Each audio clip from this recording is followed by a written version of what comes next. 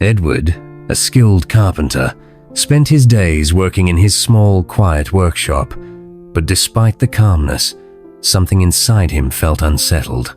He often thought about a decision he had made long ago, an offer from a wealthy merchant to expand his craft. He had been too afraid to take the chance. Now, years later, as he worked on another piece of wood, he couldn't help but wonder, what if? What if his life would have been different? The regret of not making the leap weighed heavily on him, and he couldn't shake the feeling that he was meant for something bigger, something more. One day, Edward was visited by his old friend, Thomas. After years of being away, Thomas had returned to Hillside, and he was curious about Edward's choice to stay in the small town. The two friends talked, and Thomas reminded Edward of his potential. "You're holding yourself back," Thomas pointed out, his voice filled with concern. "Your skills are remarkable, but you're afraid to step outside your comfort zone." Edward's heart raced as Thomas encouraged him to take risks and pursue a life beyond the quiet safety of his shop. Though the words stung, they made Edward question everything. Was he living the life he truly wanted? After his conversation with Thomas, Edward couldn't shake the feeling of uncertainty. Days passed, and he struggled with his thoughts. What was he supposed to do? One evening, as he was closing his shop, the doorbell rang. His heart skipped a beat. A letter arrived from the merchant who had offered him a chance to expand his business years ago. The merchant was offering him a second chance to take his craft to a larger market. Edward held the letter in his hands, feeling the weight of it torn between his fear of change and the excitement of what could be. Could he finally take that leap, or would he let the opportunity slip away again? Edward spent the night thinking about the decision before him. The letter from the merchant still sat on his counter, its message clear. He knew he had to act, but fear and doubt clouded his mind. Could he really do it?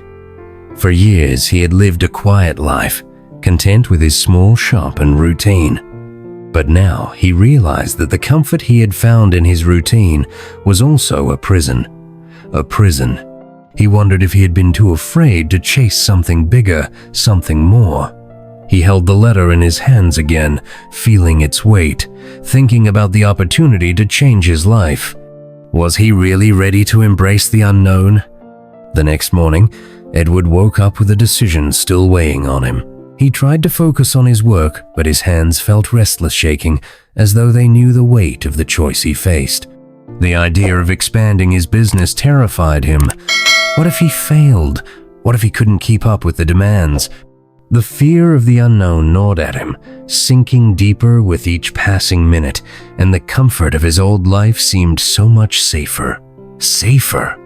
But deep down, he knew that staying in his small shop forever would be a regret he couldn't live with. As the day passed, he continued to wrestle with his thoughts. Could he take the risk, or would he let fear control him forever?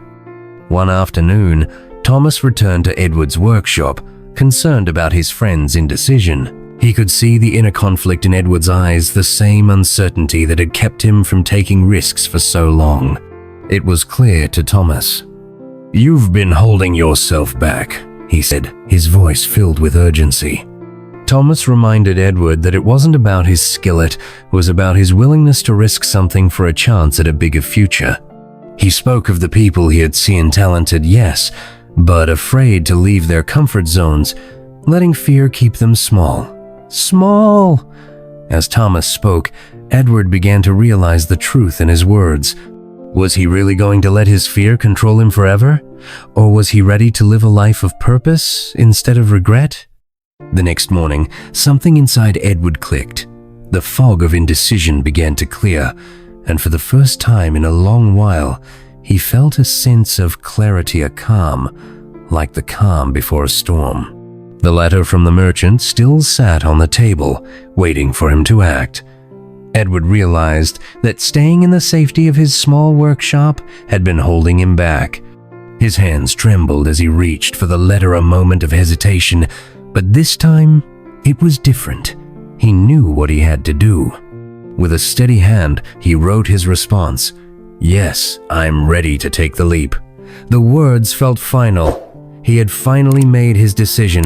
It was the first step toward a future that was bigger than his fears.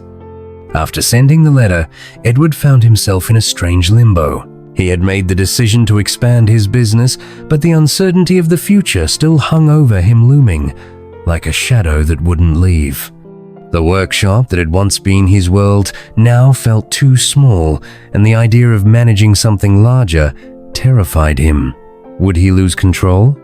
What if his passion for woodworking got lost in the demands of a growing business? The questions gnawed at him. But as he walked through the quiet streets of Hillside one evening, he saw a child sitting on a doorstep, carving a wooden toy just as he had done when he was younger. In that moment, Edward realized that it wasn't about control, it was about rediscovering his passion for creation. And that was enough.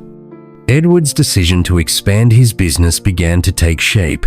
The merchant arrived in Hillside with the plans for the new venture, and they sat together in Edward's workshop, discussing how it would all work.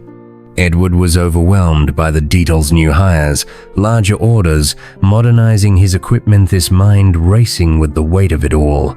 But as the plans unfolded, something inside him shifted. A spark of excitement, something he hadn't felt in so long, lit up within him. This wasn't just about growing his business, it was about building something that would last. After carefully considering the plans, Edward looked up at the merchant and gave his response, his voice steady and sure. "Let's do it. Let's make it happen." The words felt powerful, like a promise to himself. With that, Edward took the first step into a new future, feeling more in control of his life than ever before. Months passed, and Edward's small workshop had transformed into a thriving business. Hillside, once a quiet town, now buzzed with activity. Edward stood in the heart of his bustling workshop, watching his new employees work. A quiet pride swelled in his chest, but also a sense of something deeper, something more profound. He hadn't just built a business, he had built a life. His work no longer felt like a burden, it was his purpose.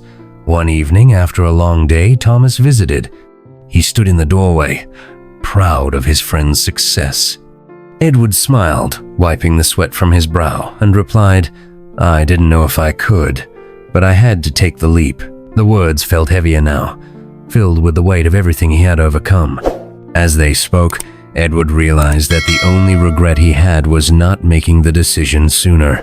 Now, as the sun set over Hillside, he knew that his decision to embrace the unknown had been the right one. He had created something that would last far beyond the walls of his workshop.